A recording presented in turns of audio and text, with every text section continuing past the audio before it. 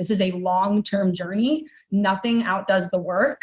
And so you still have a lot of work in front of you. Just because there are years attached doesn't mean that's deemed success. I feel like I bring that up with my team a lot. So tenure is great. Being in the industry for years is great, but consistency is more important. Being consistent with who you are, how you show up, how you manage yourself, your money, that's how you're going to be successful. Caution. Listening to this podcast may motivate you to make positive changes in your life, identify ways to accelerate your career trajectory, and develop a path towards financial freedom. This is the Career Meets World podcast, and I'm your host, Edward Gorbis, and I've spent the last 10 years focused on helping thousands of people advance their career while in parallel teaching a secret recipe to reach financial independence. And I'm here to share the untold stories of successful people and teach thousands of listeners how to develop a growth mindset. Our minds are malleable, and everyone has the power to change their mindset through perseverance, dedication, and a passion for learning. So if you're ready to skyrocket your business and financial literacy, turn up the volume and let's dive right in. This is the Career Meets World podcast.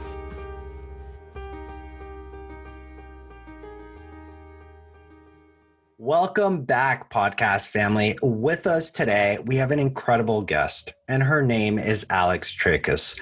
She's an American entrepreneur and a movement enthusiast based in Arlington, Virginia. She's a VA native, and Alex is a co-founder and the current CEO of Bash Boxing, a boxing-inspired group fitness experience established back in 2017. She has over 10 years of experience within the fitness industry, and having recently opened Bash's second location in just under 2 years, Alex has established herself as a true expert in the operational and experiential aspects of developing and delivering a concept end to end. And since inception, Bash Boxing has grossed over $1.2 million in sales and is continuing the process of expansion. Alex is a true believer in creating a culture of compassion where creativity is celebrated, differences are welcomed, and community is the priority. Her values in business emulate those of her personal life, where she believes that if you're willing to put in the hard work for yourself and expect the same for your team, success is always closer than it seems. Alex, it is such a pleasure to have you on today. Thank you so much for joining us on the show. How's your day been so far? Absolutely. Thank you so much for having me. It's been really, really great. I taught a socially distanced class at 12 p.m. We are open right now. And rest of the day is going great. Got another class at 4:45, and then I'm doing a Bash at Home class. So we do a virtual class at 6:15. So today's my big teaching day. Obviously, I have other days that I map out for a little bit more admin, but today I get to go right into my coach mode, which is something I'm super passionate about and the whole reason I started the business. I love that. And I love talking with you because you always come with so much energy. You're so passionate about what you're doing. You love your clients, you love the work, and it clearly transcends through you. And I know a lot of people obviously reflect on 2020 as it's already 9 months in, and they're thinking about what have I accomplished, what have I done, what have I achieved right now? And for you, it's just nonstop. 2020 is just a continuation of what you did the last couple of years. Bash Boxing is growing. How do you manifest so much energy and continue to give it your all every single day? What a first question to start us off with. I constantly am trying to embrace positive energy and keep putting one foot in front of the other. I read this quote the other day that I shared with my team that just really pushed me to keep going, even as times are getting harder and things change every single day. And that it's the ones that survive are not the strongest or the most intelligent, but those that are the most able to change and adapt and transition. And it really spoke to me. I don't know if I got that quote completely right, but it was just about the fact that our team here at Bash, myself, we're not afraid to take on the challenge and the change, whether it means we're having masked workouts, outdoor workouts, we're connecting virtually. We're always going to go at it with 110, 120, 150%. And that does come from me, and it comes from my top team, and then it goes all the way down. So every single person that works here knows we go at everything with everything we have. We try. If we fail, we adjust and we do it again. It's such an important lesson, and it feels like all of this energy that you have and harbor throughout your life, you kind of permeate throughout the rest of your team. It trickles down and it creates this vibrant environment for so many people to come to your classes, which is clearly reflective of why your business has been doing so well, even throughout the pandemic. Obviously, it's had its challenges. Everyone has their moments. And for sure. I'm to kind of reverse that question really is, let's think about the last couple of months for you. You're the CEO of Bash Boxing. There's an interesting story behind that we'll get to in a second, but what have you gone through personally, just mentally? Obviously, this isn't an easy time for anyone, even with a thriving business. Can we open up a little bit together and think about like, what is Alex going through right now? Ooh, sure. Hot seat questions from the beginning. Yeah. It's not been an easy mental summer. That's for sure. And I know that anyone listening probably feels the same. There's definitely we'll talk about wins first, because there's a lot more challenges we can talk about. But wins being when we were completely shut down, seeing how my body and mind responded to the rest, and feeling overall just sort of more at peace and more calm, even with all the uncertainty of not knowing when the business was opening. So I think a lot of us felt that, right? We were like, we're so go, go, go. And especially as a young entrepreneur and somebody that's just in her first year of her first business, there's no time to let the foot off the gas. And we're right back in that now. But when we were shut down, there's only so much we could do. We were still innovating, doing calls every day, getting our system set up to launch a new system when we reopened. So there was constant work and effort, but the slowdown, though it felt really uncomfortable, looking back was so needed and helped. And then fast forward to opening, we reopened on June 13th. And to be honest, it's been a very tough mental summer. I've had a lot more downs than ups. I don't want to, I'm gonna get emotional already. We're 3 minutes in. Anybody that knows me, and if people listen to this, they'll be like, she made it 3 minutes without a tear. That's actually kind of a win. But I appreciate the question. And I hope anybody that is listening, this gives them some solace that even with, as you said, a thriving business, which by the way, right now, a surviving business is a thriving business. And with an incredible team below me. I mean, there is just no team that believes in the vision, the dream, the operations, about innovating, and in me more than the people that are right beside me and below me on the team. You still can have a really tough mental time. So I've just been riding big waves. And as somebody that pre-pandemic suffered from anxiety and depression, this has been a very low depressive moment for me. So, and it's very interesting because I'm sure if any of our members listen to this, or if they come to my classes on Thursdays and Wednesdays, you would never know, and that's probably because sometimes when I'm feeling the lowest, the best thing to bring me out of it is to coach and get back to what I'm so passionate about. But the downs have been really, really hard and really heavy. And they've been hard on the people closest to me as well. And that's hard on me because I put everybody before myself. And I think that's what's made me so successful, and what's made Bash so successful is the team comes first, the community comes first. I'm a big leaders eat last type of person.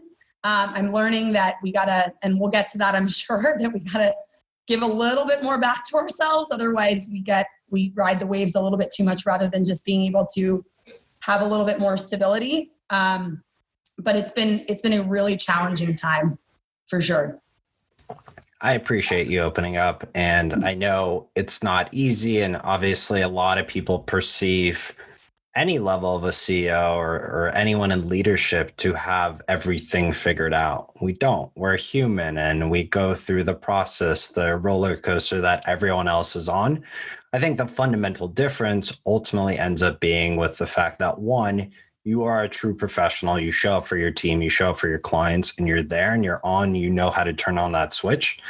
We'll get into how you develop that mindset in just a second.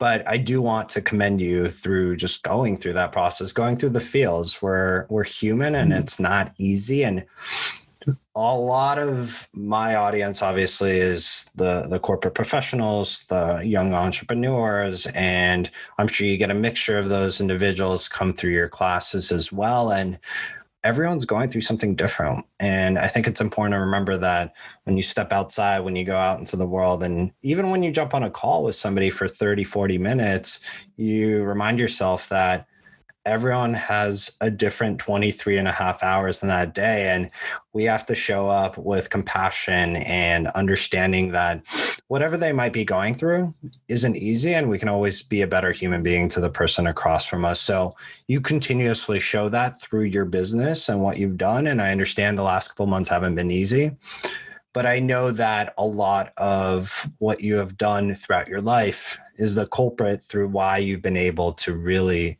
become this incredible human being.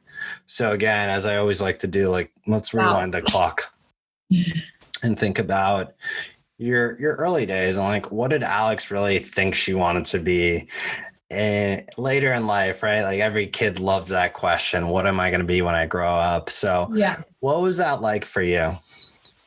First, I just want to say thank you for everything you just said. I mean, that means so much to me. And I really appreciate being seen for that, because sometimes it's the hardest thing is to see ourselves.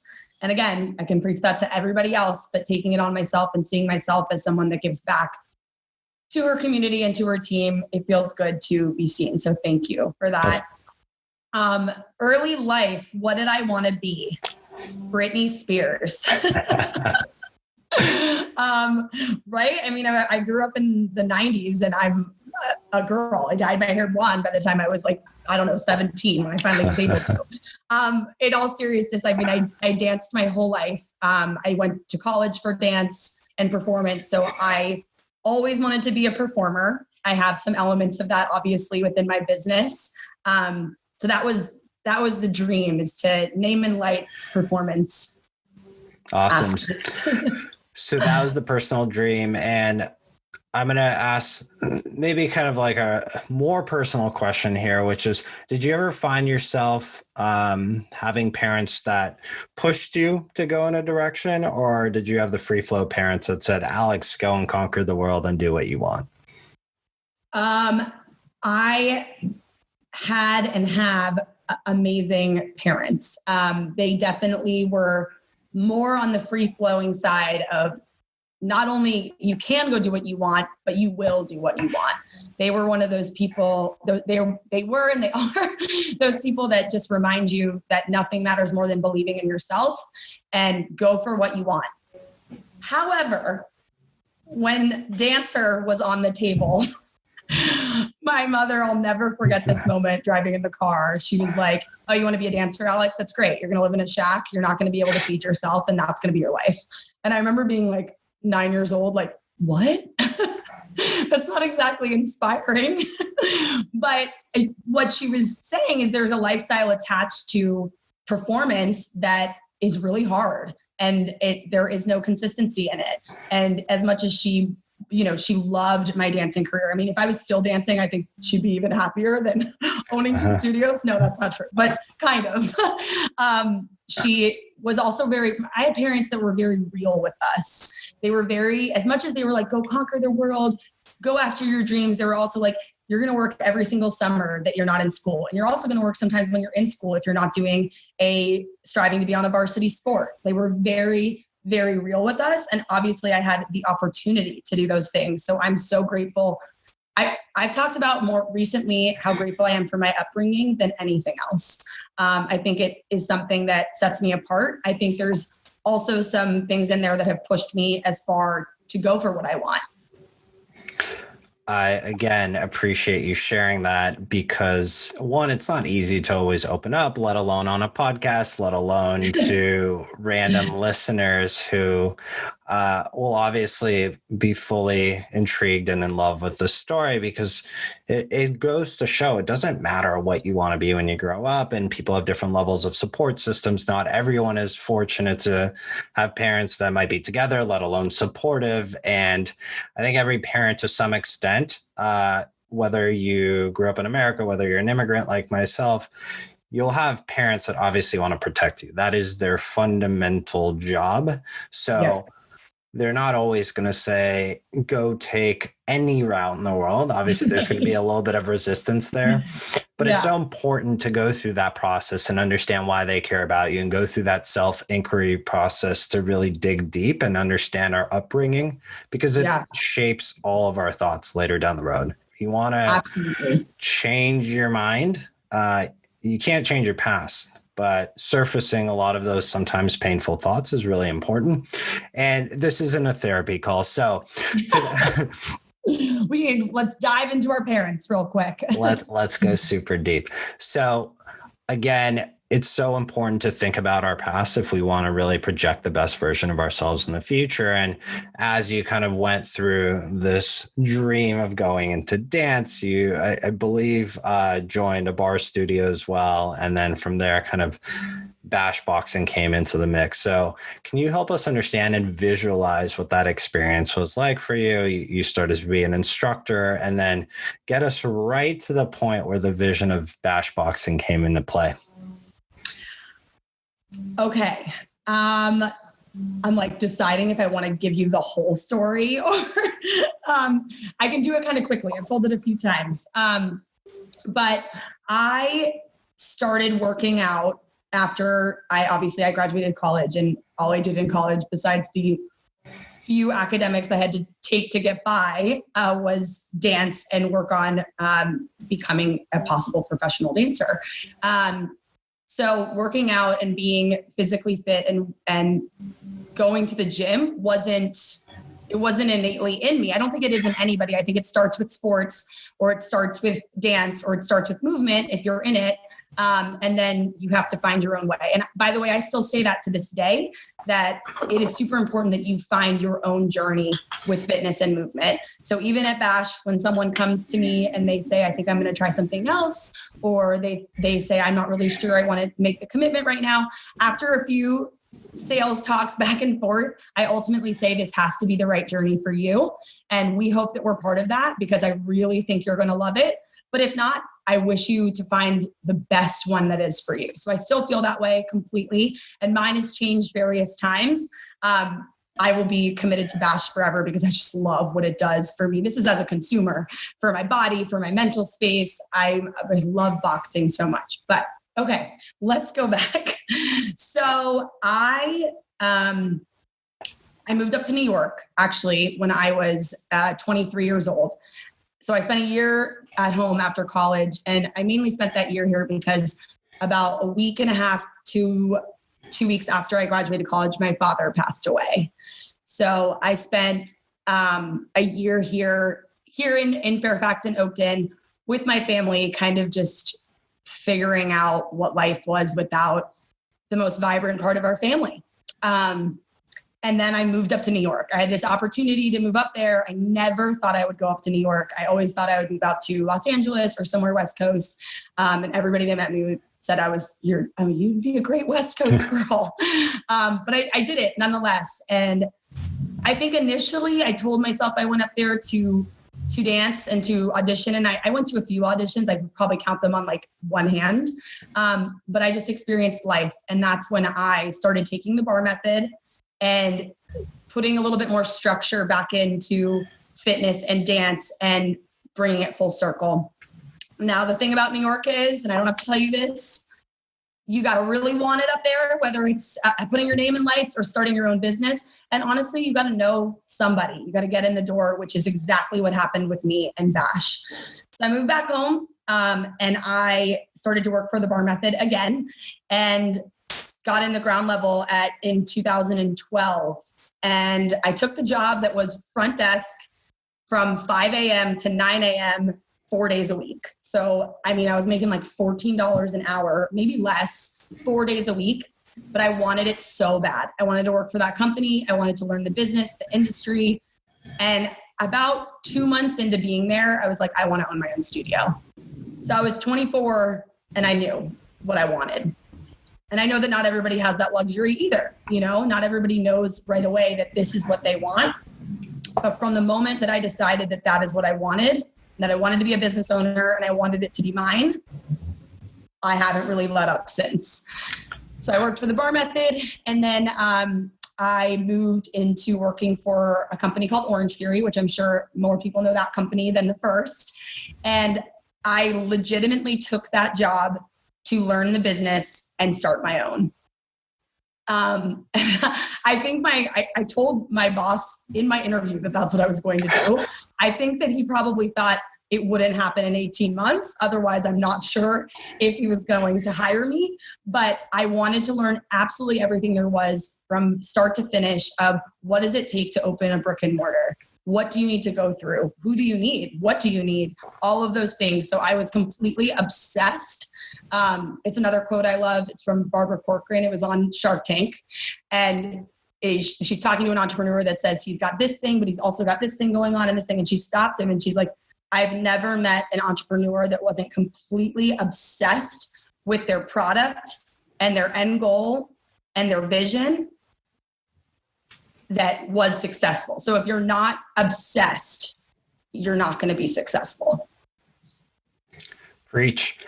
I love that. So you're sitting at the front desk at Bar Method. You had this realization that this is your future. This is your journey. Like that was the vision. You've obviously created it now and it's still in progress. Right. You're going to continue building your empire, but what was it exactly that like sparked and resonated with you that you realized this is what you want to do? Like this is your calling.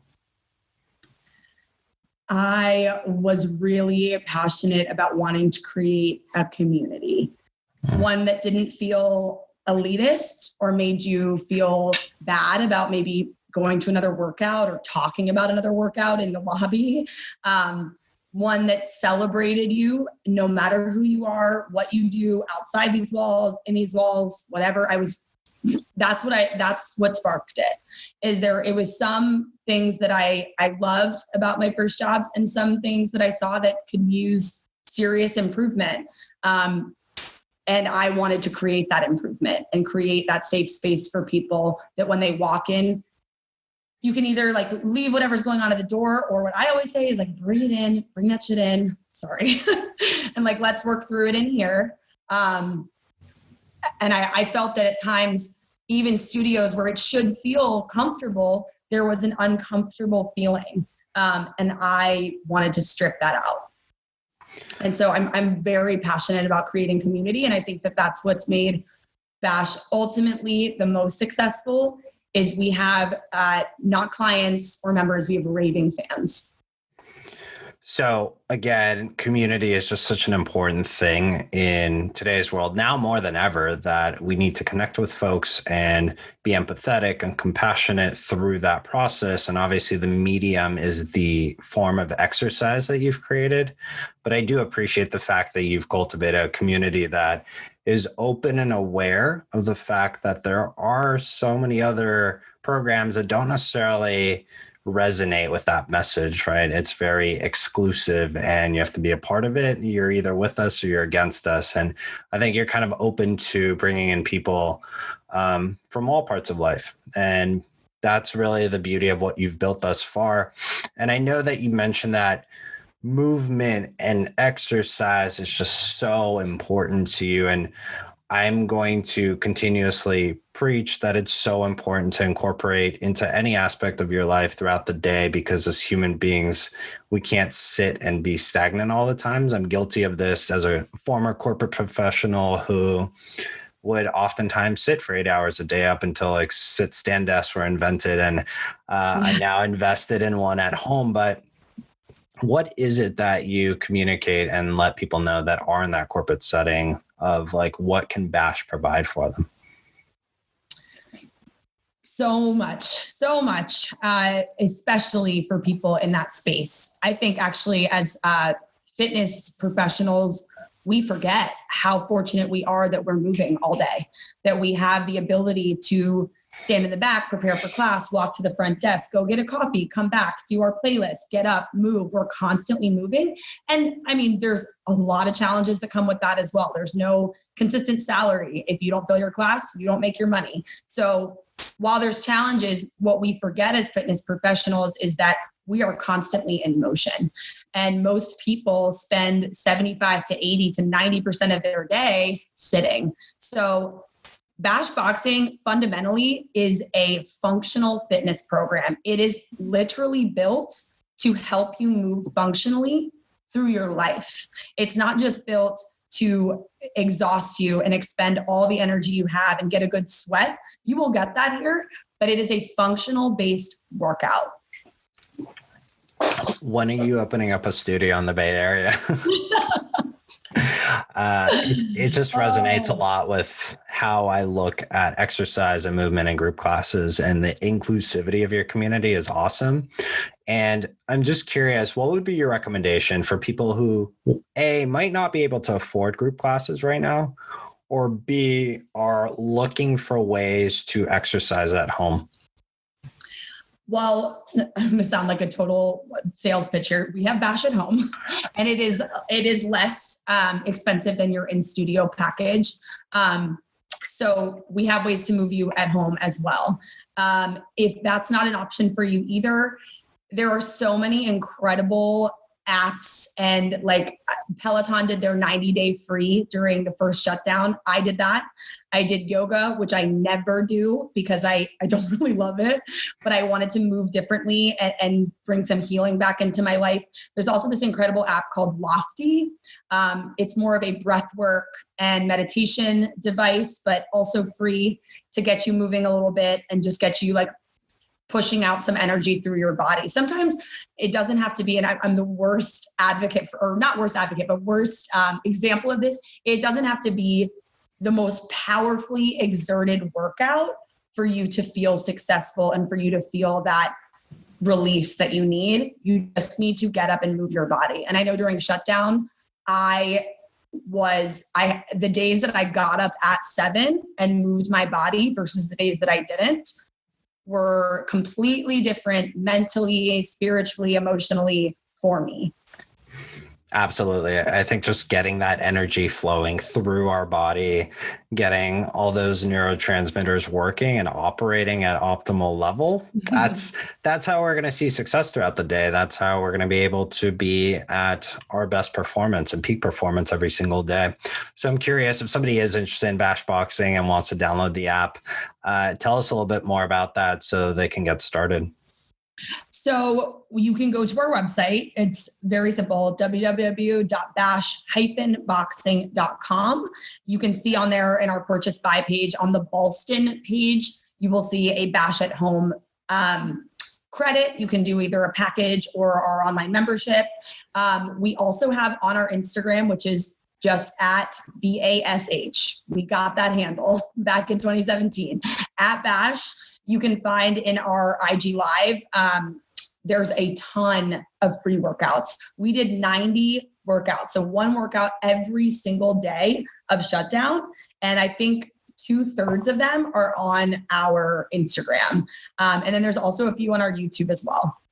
Beautiful. So if you are interested or looking for new ways to interact, definitely check it out. We'll share all the details in the show notes. And one of the final topics that I want to pick on, because I find it so intriguing, on how quickly you were able to build your business and the revenue that you've seen from it. So you went from, you said, earning $14 an hour at Bar Method to scaling this business now to over $1.2 million in revenue. Mm-hmm. How do you go through that shift and evolution and even being able to fathom or process to manage that much money? You have a great team. Number one, I have amazing business partners. I couldn't do any of this without my CFO, Lee Smith. He is the money manager, and we meet very well. And I mean, it wasn't always, we went back and forth on what was most important for the business, of course. So, I mean, from start to finish, you will always hear me say, have a great team. But in terms of going from working at $14 an hour to now building this business, which to be honest, I don't take a lot from the business. It's a small salary because we have a lot to do, and we have a big deficit from the pandemic. And honestly, it's more important to me that my team is getting paid on that same level. So a lot of studios I know right now are scaling back pay as much, and they have to. I totally understand that, but I'm keeping it as close to what it was before as you can. So for me, managing money, it's kind of like how I manage people. It's looking at where the best investment lies, whether it's maybe for a little while, it's just in yourself. Maybe for a while, it's in your top tier performers, whatever that is. But in terms of going from working like that to moving up to a CEO position, I also live way below my means. So I think that that's the one piece of, I don't have a ton of financial advice. I looked at that part of this and I was like, oh my gosh, my parents were terrible with money. They made us work really hard, but like there was no teaching of that money just goes if you spend it and it won't be there. So that kind of helped me move forward, but I live way below my means. So I continue to do that. And that's how I've been able to save on my own personally. And for the business, I feel we do the same to a certain extent. And then we really assess where the money needs to go and how we can grow it. I mean, getting to 1.3 in our first year, that was just a goal I was not going to let up on. I mean, I really wanted it. I did very close to that at the Orange Theory location that I worked at. So I was like, I got to beat it. I got to beat it if it's my business. So just pushing that first year, and that first year is so important. So much so that we doubled down on our investment and we opened a second location 11 months after the first one, which if we're going to talk about biggest challenges, there that one is.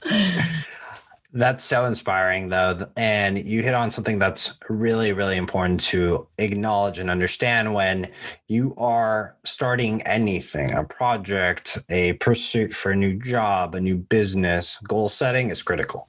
So for you, that goal seems to have stemmed from your experience at Orange Theory and what you accomplished there.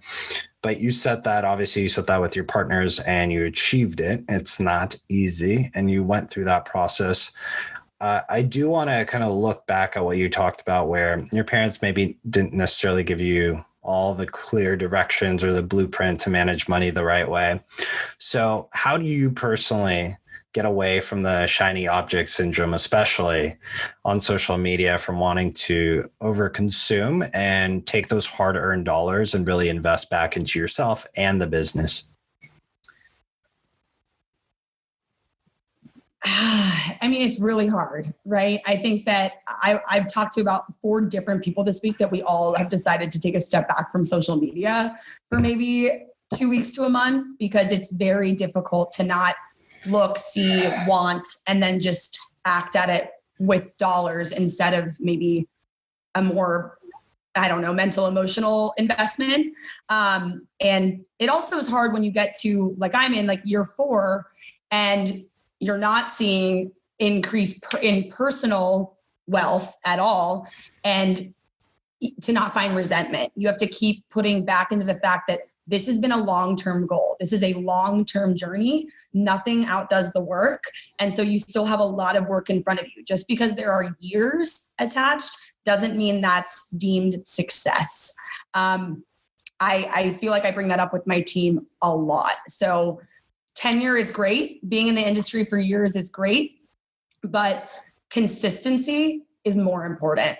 Being consistent with who you are, how you show up, how you manage yourself, your money, that's how you're going to be successful. Totally. Consistency is literally the name of the game. And you quite frankly can't get to the top of the mountain without going step by step. You can stare at it, but you have to go one step at a time and realize that's the only way up. So again, kudos for you and your entire team for what you've accomplished, withstood through a lot of adversity during the pandemic. And I love the fact that you've also shifted and repositioned how you go to market, which is so important to be agile, because we have no idea what's going to happen in the next year, the next 2 years, 5 years. I literally just said this morning. We have no idea. We have no idea what's going to happen in 1 month. So it's more important than ever. One foot in front of the other, one day in front of the other, one successful day in front of the other. And it's really hard to not be like, but I just want to be there and I just want to go, or I just want to make the decision that will get us there, because honestly, no one knows the decision that will get us there right now because there's too much uncertainty. So you just have to keep building on those great days. Absolutely. So as you know, I will always ask you this very specific question because we just talked about it before we jumped on, and it's more around personal well-being, because if we don't take care of ourselves, nothing else works. And I'm just curious, how are you taking care of yourself now? I am investing in myself for the first time. So I am a huge believer in therapy. I've been in and out of it for years. I'd honestly be consistently in it if I didn't think it pulled from my finances too much, which probably should find a way to make that work.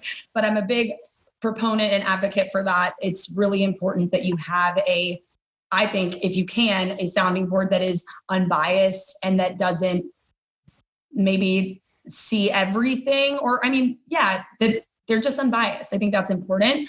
I also just recently decided to invest into a conscious leadership program and dive into more manifestation and energy release and building. I've always been a huge believer in that. I'm a huge believer in breath work. That's saved me, honestly. Putting that back into my life has been really, really helpful.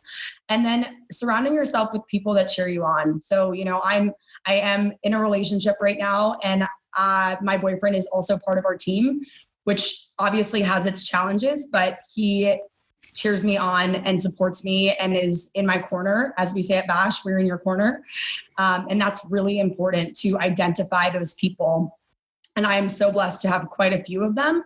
And, I also invest in making sure I'm there for them as well. So investing in myself by actually taking my dollars and investing into a program that's just for me and my personal growth development, that's really important. And honestly, if I could give one piece of advice to myself 4 years ago, is just do it a little sooner. Obviously, when you first start your business, there's so many things people are telling you need to do, but within the first year, get a coach, get somebody that's going to listen and help guide you. Absolutely. I always say that every coach needs a coach. So as you're coaching people throughout your programs, it's equally as important for you to take care of yourself. I'm glad you're making that investment. I'm glad you're taking the time to take care of Alex. So as we wrap up, and as we always do with all of our guests, we put them through our hot seat, although I feel like this entire show has been one large hot seat. So Alex, are you ready? I'm ready. Let's do this. Okay. All right. So I got 3 personalized questions for you today, all over the place. So question number 1 for you today. You had 5 cities to expand your business right now. Cost aside, where would you go? Austin, Texas, Charlotte, North Carolina, either Nashville or Knoxville, Tennessee, maybe both. We'll go with Nashville.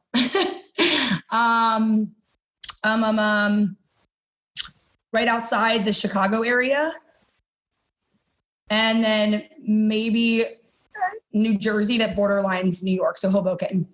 Okay. I love it. Very distinct. Next question for you. So if you had to read one book for the rest of your life and you couldn't read anything else, what would that book be? Oh, great question. And I literally just finished this book on Monday and I read it in one day. So I'm really big on the smaller books right now that just you get through them, because I've tried to start rereading a few books from my past and I don't get through them, and then you feel unsuccessful. So this book made me feel so successful. It made me feel safe. It gave me some direction. It's called Where to Begin by Cleo. I absolutely loved it. My sister gifted it to me this summer when we were telling each other, like, I'm very unwell. There's a lot of scary thoughts going on in my head. I don't really know what to do. And all of a sudden it showed up from Amazon with a note from my sister. I'm so thankful for that book from her. So thanks, Emily. And it's called Where to Begin by Cleo Wade. Love it. And one final one for you. Imagine that your business grows to 10 million people and you had to give a speech to them right now and tell them, look, there's 4 months left in the year and we're all going to get through this. We're going to become the better version of ourselves. What would you tell them? Wow, this is a hot seat for sure. I think it's interesting. I've been asked variables of this question before, even pre-pandemic and pre-2020. And I always have the resounding, nothing outdoes the work. So just do the work, invest in it. We're going to make it if we all do it together and support each other in the process. Reminds me of a quote that says, hard work beats talent when talent fails to work hard. 100%. Never was the most talented one, I'll tell you. Never, ever. Neither was I, but I think that's where you and I align in the fact that hard work will always persevere through everything and continue doing the awesome and incredible work that you're doing, the community that you're building. Bash Boxing is literally just getting started. And if any of our listeners want to connect with you, learn more from you, get involved with Bash, can you remind us what is the best way to get in touch? Absolutely. I'm a total open book too. So, and I actually have connected with somebody via a podcast before on my Instagram, and we talk all the time about business. He just opened his studio in, I believe, Fort Wayne. But my Instagram is at LEXTRAK and then the number 13. So Lex Trake 13. I answer all my DMs. I love talking about business, entrepreneurship, and just getting started. I'm an open book. I'll tell you anything. And then Alex at bash-boxing.com is my email. So you can email me there as well. Perfect. We will make sure to share all of those notes. Alex, thank you so much for joining us today. And as we always say at Career Meets World, go unleash your wildest potential. Thank you so much. Hey, thanks so much for listening to the Career Meets World podcast. I would love to get to meet you. There are a couple of ways we can connect. You know I love my LinkedIn. Simply search for Career Meets World or Edward Gorbis and feel free to connect. Second is via Instagram at Career Meets World. And third is through our website. I have a special spot for you full of fun, free resources. All you have to do is go to careermeetsworld.com, subscribe to our newsletter, and we'll provide you the free resources to help you boost your career and reach financial freedom. And if this podcast was helpful to you in any way, please consider rating and reviewing this podcast on Apple Podcasts. This helps us help more people. Simply tap the rate with 5 stars and leave a sentence with what you liked about the podcast. Thanks so much for tuning in. Remember, strengthening your growth mindset is your ticket to success. I'm Edward Gorbis, and we'll catch you on next week's episode.